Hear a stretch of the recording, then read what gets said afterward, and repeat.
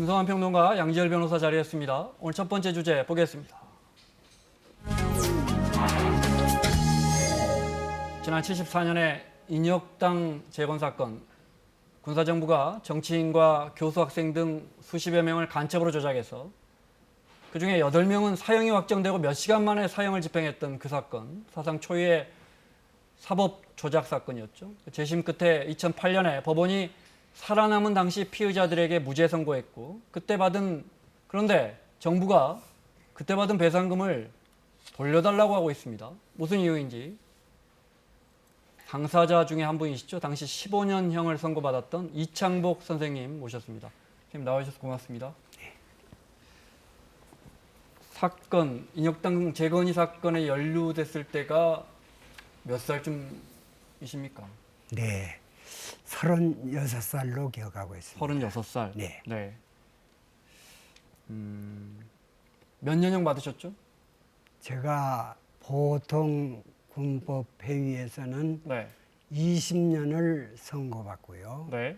그 다음에 고등군법회의에서는 15년, 대법에서 15년로 확정 판결을 받았습니다. 수감 생활 몇 년이나 하셨습니까? 수감 생활을 8년 했습니다. 네.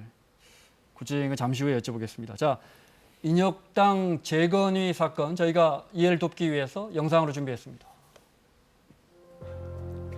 지난 74년 중앙정보부가 유신 반대 투쟁을 벌이던 민청학년 배후 조정 세력으로 인민혁명당을 만들어냅니다. 인혁당이 북한의 지령을 받아서 정부 전복을 기도하고 있다면서 수백여 명이 넘는 사람을 체포했는데요. 이 가운데 핵심 관련자로 지목된 8명은 사형을 선고받고 판결 20시간 만에 사형이 집행됐습니다. 졸지에 간첩의 가족이 된 피의자 가족들의 고초도 말할 수 없었는데요. 이틀씩이나 잠도 우리들도 재우지 않고 남편이 공산주의자를 시인하라. 정치라 하는 건 다 이런 거 아니냐. 28년이 지나서 2002년에야 인혁당이 중앙정보부가 조작한 허구 조직이다라는 사실이 밝혀지고요. 또 수사 과정에 고문 사실을 큰 수를 진술하면 검사가 법정에서 협박을 하여도 이 재판장에서 전혀 제지하지 않았고, 이후 2008년에서야 법원이 재심을 해서 최종적으로 무죄 판결이 내려집니다. 너무 멍청해. 너무 멍청해 죽겠다.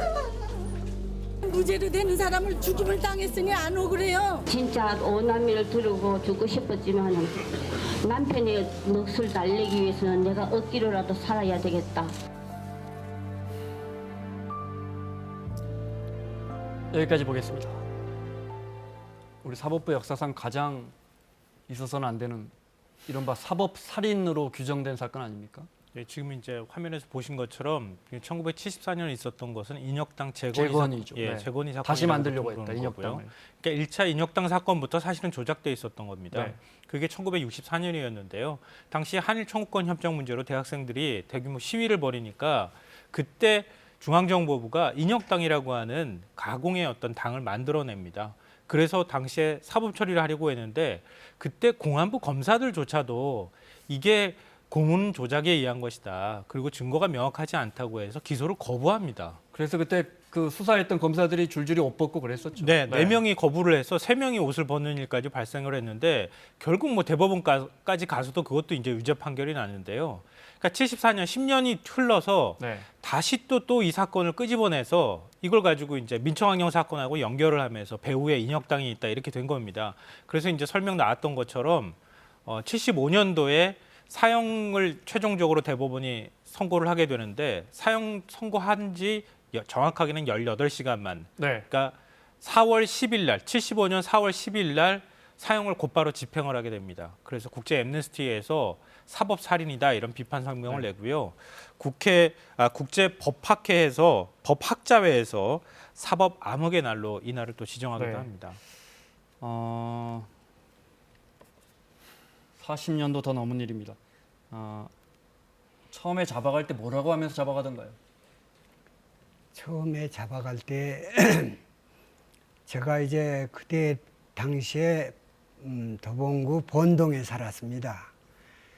근데 그때 이제 사법 경찰관 3명이 세단차로 저희 집에 구두발을 신고 막 들어왔어요. 그래가지고는 거기에서는 무조건 하고 가보면 한다고 왜 이러느냐 하니까니 가보면 한다고 해서 그 길로 그냥 끌려 들어갔죠. 어디로 잡혀가셨습니까? 남산중앙정보부 네. 분실로 육국으로 이제 붙들려 갔습니다.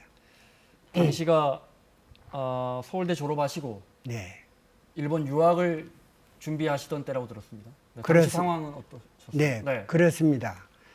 제가 끊임없이 공부에 대한 관심이 많아가지고 아마 제대로만 공부했으면은 그런 사건이 없었다면은 오늘날의 내 위상이 굉장히 달라졌을 겁니다. 그래서 그때도 국민대학이나 또 그 명지대학에 나가서 시간 강사 생활을 하면서 네. 한편으로는 동경대학교에 이와사키 다케오라고 하는 교수하고 쭉 학문적인 교류를 했었습니다. 네. 그래서 그분이 이제 동경대학교 입학 내장 허가서를 보내왔습니다. 네. 그래서 이제 일본어가 부족하니까니 일본어 학원에 가서 일본어를 좀 공부하자. 다소 이제 네. 말씀 중에 알겠습니다. 예. 뭐 예를 들어 서울대 다니시면서 학생 운동을 했다거나 뭐가 있으니까 뭘 좀 엮어가지고 잡아갔던 게 아닙니까? 뭐 그때 당시 생각나시는 건? 네, 이제 저는 평상시에 철학을 공부한 것들이 네.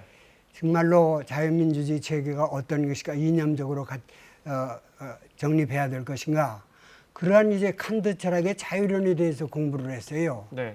그래서 이제 동경대학의 그 이와사키 다케오라고 하는 교수가 그분의 아주 칸트 전공입니다. 아, 그렇군요. 네. 그래서 그분하고 이제 학문적인 교류를 하다가 내가 가서 공부 좀 하겠다 해서 입학 내장 허가서까지 받아가지고 네. 있었던 차에 네. 그러고 이제 네. 들어가게 됐습니다. 당시에 감옥에 갇혀 있을 때 아드님이 쓴 시가 있더군요. 네. 네. 잠깐 볼까요? 네. 아드님이 아버지가 감옥에 있을 때를 회상하며 쓴 시인데 보겠습니다. 네. 유신의 기억이라는 3208 이 숫자가 뭐냐 확대가 안 됩니까? 묻는 우체국 직원에게 우리 아빠 미국 주소라고 자랑스럽게 답했던 소녀는 고개 젓는 직원 뒤로 산 넘어 집으로 돌아왔다. 이 숫자가 뭐냐? 삼남매의 빤한 눈동자들의 당황하는 어머니 넘어 미국 가셨다는 아버지. 우리 아버지 라성 우편번호 아마 저건 수임번호 였던 것 같습니다. 2002년 수십 년이 지난 다음에서 이제 진실이 밝혀지죠. 그러니까 지금 말씀하신 것처럼 어떤 일로 엮여서 내가 갇혔는지 자체를 모르고 계시는 정도예요. 그러니까 2002년에 됐어야 의문사 진상규명위원회에서 인혁당이라는 게 없는 거구나. 그러니까 모르시잖아요. 없잖아요, 조직 자체가. 그게 밝혀졌고 2005년에 이제 국정원이 당시 중앙정보부의 이 행동이었기 때문에 국정원 과거사 진실규명위원회에서 이 사건 자체가 중앙정보위원회, 특히 박정희 정권에서 조작된 거라는 것을 그때 공식적으로 밝혔고 2005년에 그렇게 하니까 2008년에 이제 법원에서 재심을 통해서 죄가 없으신 분들이었다라고 결론을 내립니다. 네, 재심에서 이제 무죄 판결을 받으신 거죠. 무죄 판결 받으신 날 당연히 법정에 계셨죠? 네, 그렇습니다. 그때 심경이 어떠셨어요? 그때 심경은 이제 두 가지로 요약될 수가 있는데요. 첫 번째는 34년 동안에 정말로 참 이루 말할 수 없는 그 고통의 길이었습니다. 혁노의 길을 걸었다고 할까요? 사회로부터는 완전히 한센병 환자와 같은 그러한 그 참 불온한 사람으로서 대우를 받아서 심지어는 가까웠던 친구들까지도 집에 오지를 못하는 거예요. 그리고 친인척까지도 저때는 아마 갑자기 잡혀가기 전에 단란했던 과정의 모습인 것 같습니다. 사진을 보면요. 네. 그렇습니다. 네, 아마 갓난쟁이가 있었고. 네, 그렇습니다. 그때는 이제 제가 그래도 우리 부부간이 참 화목하고 지금도 그렇습니다만은 근검 전략해가지고 지금까지도 외식을 별로 하지를 않습니다. 네. 지금도. 그래서 그러한 그 해서 일찍이 상가주택도 마련하고 단란한 어린아이도 삼남매를 전부 가지고 삼남매를? 있고 네네. 네. 그러다가? 가지고 있다가 네. 그런 변을 네. 당하게 됐습니다. 자, 무죄 판결 받았으면 국가가 잘못했으니까 멀쩡한 사람을 8년 동안이나 복역을 시키고 또 그 이후에도 정말 빨갱이라는 누명을 쓰고 젊은 인생을 보내셨는데 국가가 당연히 배상했을 거 아닙니까? 그때 얼마 받으셨습니까? 그때 제가 받은 금이 10억 9천만 원이었습니다. 네. 네. 10억 9천만 원. 네. 물론 화폐로 말하면 적은 돈은 아닙니다. 네. 그런데 다시 대법원이 배상금 산정을 잘못했다고 이 중에 얼마를 돌려내라 한다고요? 그러니까 이게 다시 재판이 있었던 것은 아니고요. 네. 2심까지 승소를 하니까 2심에서 기존 대법원 판례에 따라서 65%의 배상금을 먼저 지급하게 되는 겁니다. 네. 그래서 지금 10억 9천만 원을 받으셨지만 실제로는 490억. 그러니까 77분이 소송을 제기했기 때문에 490억에 대한 배상 판결이 났고요. 그중에 돈을 일부 받으신 거예요. 네. 근데 대법원으로 가서 대법원 3부에서 이번 판단을 내렸던 건데 이렇게 지연 배상금이라고 하는 거죠. 이자. 그러니까 이게 사건이 발생했을 때 원래 사건이 발생했을 때로 따지게 되면은 형이 확정된 시점으로 따지면 1975년을 기준으로 해서 네. 그때 배상을 했어야 될 돈인데 배상을 못했으니 그 사이에 이자를 다 계산해서 이제 배상금을 책정을 한 것인데 그래서 10억을 받으셨는데. 네. 그런데 그 산정 시점을 아예 바꿔버린 겁니다. 그러니까 산정 시점을 손해배상 소송 변론 소송일로 따지니까 2009년으로 따지게 되는 거예요. 75년부터가 2009년부터로 바뀌어버리면 네. 그러고 나니까 배상금 자체가 490억에서 211억 원으로 확 줄어들게 됐고 오히려 지금 돈을 받으신 분들이 돈을 내드려야 되는 이런 상황이 돼버렸다는 거죠. 자, 그 부분을 저희가 주목합니다. 10억을 받았는데 네. 뭐 2억이 1억이 과다하게 산정됐으면 1억 2억 원을 돌려놓으세요 하면 어떻게 하면 납득할 수도 모르겠습니다. 근데 어떻게 하다 보니까 피해자분들이 그걸 돌려놓지 못했고 그러다 보니까 국가로부터 배상받은 돈보다 지금 돌려놔야 할 돈이 더 많다고요? 그러니까 어떻게 된 거냐면 이게 34년 동안의 이자를 연 5%로 계산했었을 때도 이자가 너무 많다. 그래서 네. 과잉배상이라고 해서 확 줄인 거 아닙니까? 30년을 날린 거예요. 네. 그런데 나중에 2011년에 대법원은 나중에 반환 청구를 할 때는 야 이건 우리가 대법원에서 판결로 확정하는 거니까 앞으로 이걸 갚지 않으면 연 20% 지연이자까지 내야 된다고 한 겁니다. 그게 2009년도에 확정이 된 겁니다. 그러놓고 2014년도에 국가가 실제로 부당이득 반환 청구 소송을 해요. 거기서 계속해서 법원들이 다 승소 판결을 내고 심지어 법원에서도 이게 좀 그대로 판결 내는 게 너무 심하니까 국가하고 이 당사자들하고 조정을 해서 중간 정도에서 조정해서 화해를 하자. 어느 정도 우리가 이 정도 몫을 딱 정하자라고 네. 했는데 국가가 안 받아들입니다. 당시 국가가 2014년 정부가. 그래서 그냥 연 20% 연체의 이자율을 물어야 하는 걸로 판결이 확정됐고 지금 말씀하신 것처럼 그게 쌓이다 보니까 결국에는 원래 받았던 10억보다 더 많은 금액을 돌려드려요. 11억을 국가로 내라, 다시 돌려내라 이 말. 네, 그렇습니다. 판결을 받으셨을 때 돈을 다시 돌려내라는 판결을 받으셨을 때는 심경이 어떠셨습니까? 참 하늘이 무너지고 기가 막힐 노릇이죠. 세상에 대명천하에 이런 일이 있을 수 있을까? 적어도 상식이 통하는 사회라고 할 것 같으면 이런 일은 있을 수 없다고 본 것이죠. 그래서 네. 참 가슴 아프게 이루 말할 수가 없었습니다. 그리고 또 한편으로는 제가 그 옥중에 있을 때도 불면증이라든가 대인공포증에 시달렸지만서도 그 판결로 인해 가지고 그것이 악화돼서 한 1년 동안을 헤매게 되었습니다.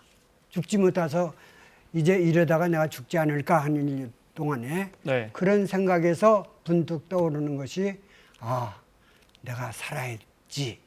그래도 살아야지. 살기 위해서는 마음을 비워야 된다는 것이죠. 그래서 우리 네.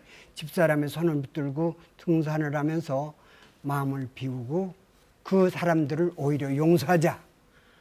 나를 이 나쁜 정부가 수양을 시키고 있다. 이런 생각을 하게 됐습니다. 네. 그래서 제가 오늘날 이 스튜디오에 나와서 이야기를 나누는 것도 그러한 마음을 비운 수양의 덕분으로서 오늘 건전한 모습으로 나온 것 같습니다. 지금 살고 계신 집도 혹시 그 돈을 그 배상금을 돌려내놓지 않는다고 해서 정부가 압류했습니까? 그렇습니다. 경매에 넘어갈 수도 있습니까? 경매에 넘어가서 지금 압류 제지는 겨우 했는데 네. 언제 다시 경매가 다시 일어날지 아직도 불안한 상태에서 살고 있습니다. 네. 언제든 지금 사시는 집입니까? 저 사진이? 그렇습니다. 저 집이 언제든 경매로 넘어갈 수 있다 이 말씀이시죠? 네네. 알겠습니다. 이거 법적으로 해결할 방법은 없습니까?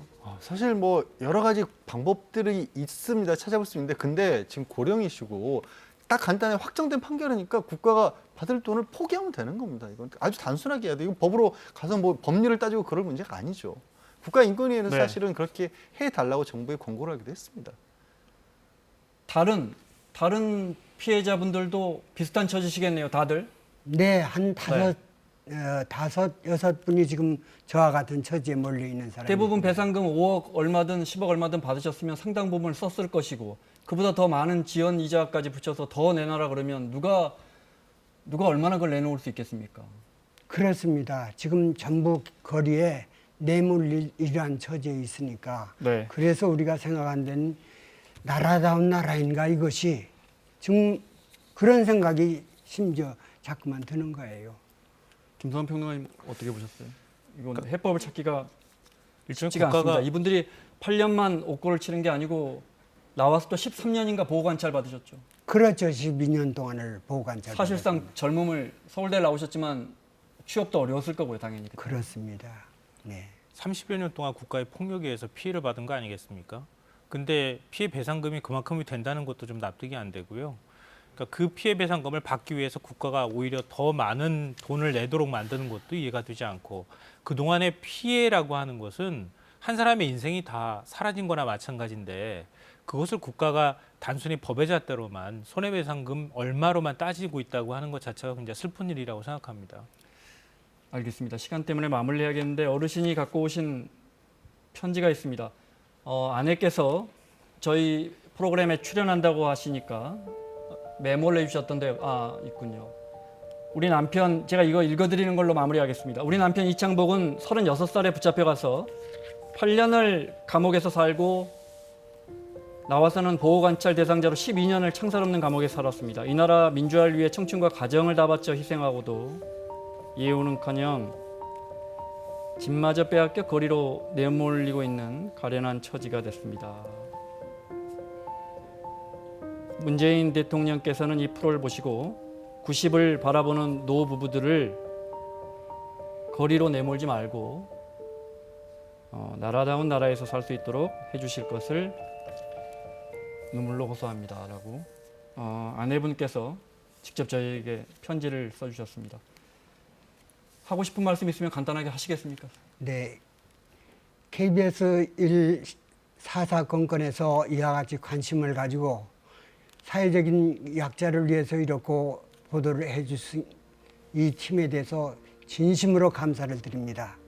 그리고 또 그 밖에 모든 저를 알고 있는 모든 사람들이 마음으로서 많이 후원을 하고 있습니다.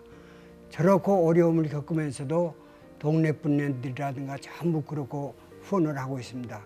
그분네들에게도 역시 감사를 드리고 끝으로는 그 대통령께 말씀드리고 우리 아내가 얘기했듯이 인권위원회에서 권고한 대로 그것을 집행을 해주셨으면 하는 것이 제가 바라는 바입니다.